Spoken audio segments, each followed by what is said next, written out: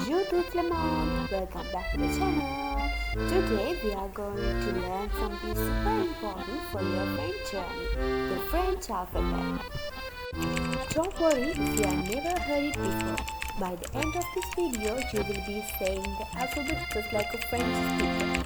So grab a notebook, relax, and let's have some fun. Alright, let's start. The French alphabet has the same 26 letters as the English, but the pronunciation is a little different. Let's go through them together. A, B, C, D, U, F, J, H, I,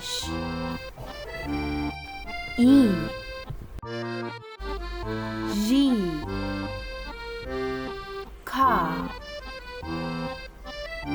L, M, N, O,